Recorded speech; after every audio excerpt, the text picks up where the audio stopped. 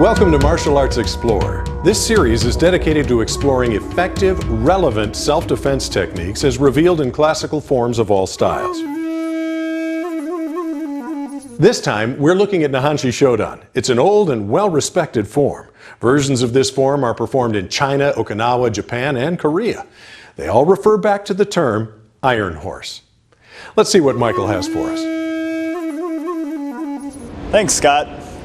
We're going to keep looking at forms and how we interpret them. We feel it's a very important part of what we do in martial arts. In a lot of cases, people don't always take the time to understand the forms that they're doing. If you don't have a form that you can really use, then why bother to practice it? And that's sort of a little bit of our argument that we try and make. We're going to look at Nihonshi Shodan some more, just because it's one of our basic forms. We use it a lot, and it doesn't matter if this is in your system or not, and it really doesn't matter if you're doing it with a slight variation. There's so many different ways to do a form that you can't cover them all, and it doesn't really matter. It's not important to your school if you do exactly the same as somebody else. You're looking for similarities. We're going to take a look at a little section in the middle. It's going to be a supported move. Your hand is out, back fist type position, or a punch. Other hand is underneath supporting it. From here, pull and strike. We'll work a kick and a hammer fist position. Now, if you're looking at this from a system that doesn't use Nihonshi Shodan, all you want to look for is a supported technique. Lots of styles have different supported techniques, and we're looking at a kick. Whether it's a kick straight out or a kick with a touch to the inside of the leg, it's still telling me to go ahead and kick. I'm picking my leg up, touching the inside. So supported, strike, kick, hammer fist. That's our basic motion we're going to look at. Adam's going to jump up and join me. And you want to remember, we're looking at a first touch self-defense situation. We're not already in the middle of a fight. We're starting our self-defense before the situation escalates to that point. If he's already rushing in and he's hitting me right off the bat, I'm going to go into a ballistic mode. I'm no longer using this style. I'm not working on grabs and twists and minor techniques. I'm going right for a hands up, block and punch. All right? It's very important to remember as you start to look at this. And because of this, it starts a little bit more of a moderate pace. We're going to look at the intimidation move. He's grabbing on, maybe even shaking me or pulling me in this way. This is very important because this isn't a fast move. He's not coming into here and instantly throwing a punch. He's grabbing me and trying to jostle me a little bit. What's going to happen is we start, if you can, remember to put your hands up. If you even got your hands here, open up this way. This is a defensive posture. It says I don't want to fight, but it gets you ready to fight. All right? If you have to protect yourself, you're covering a lot of distance by putting your hands up instead of starting with them low.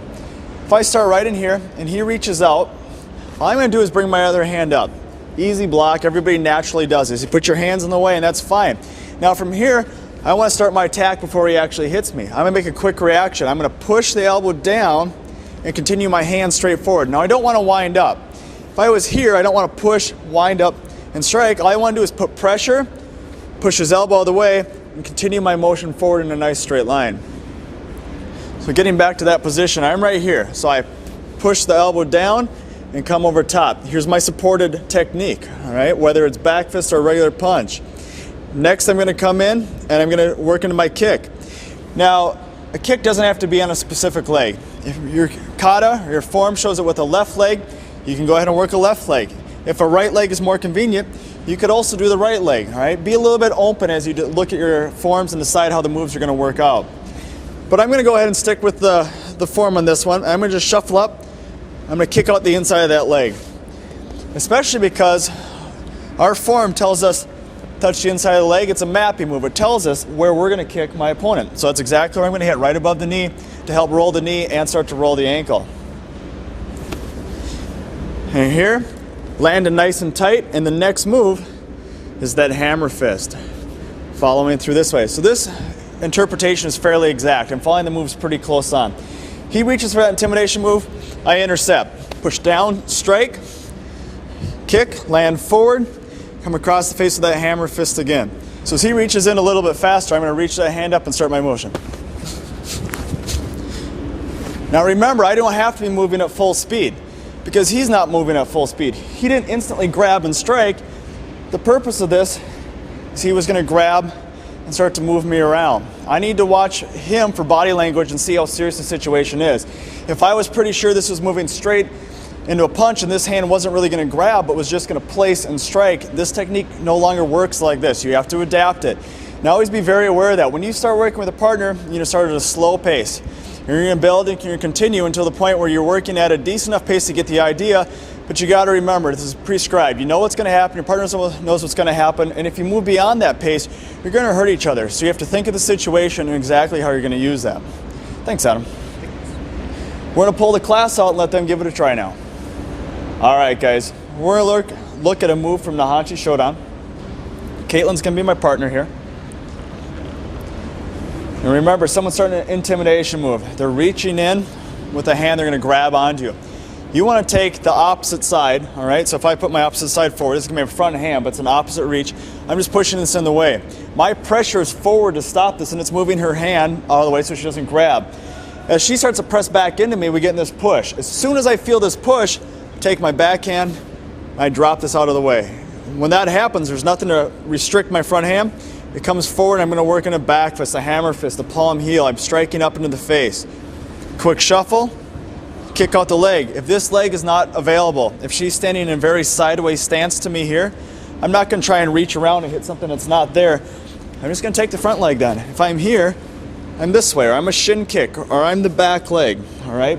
Be adaptable, guys. Be liquid in your thought. So we come in, I'm going to work this kick, land, hammer fist across. I like coming down the jaw. You can come into the back of the head. Just always be very careful. All right, go ahead.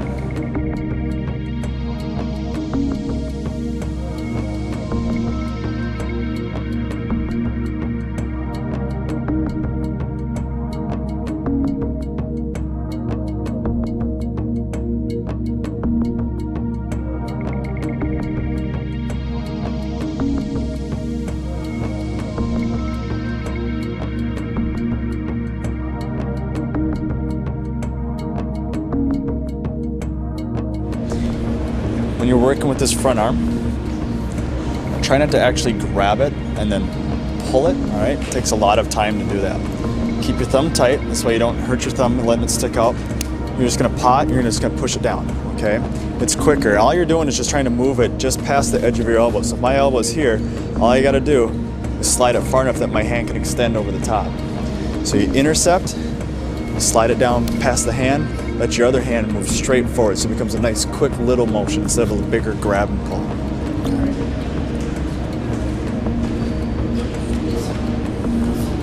Good, there you go.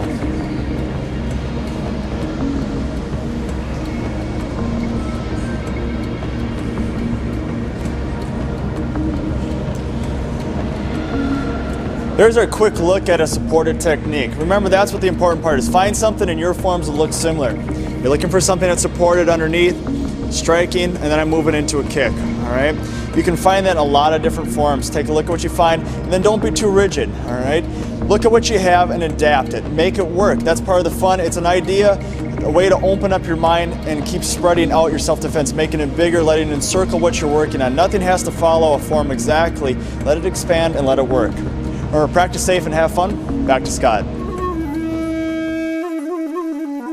If you'd like to try this at home, remember this is a quick hands move, and you should be shuffling into the attacker as you strike. Practice carefully. You want to make it work, but you don't want to injure your friend. And we're not responsible for any injuries that may occur.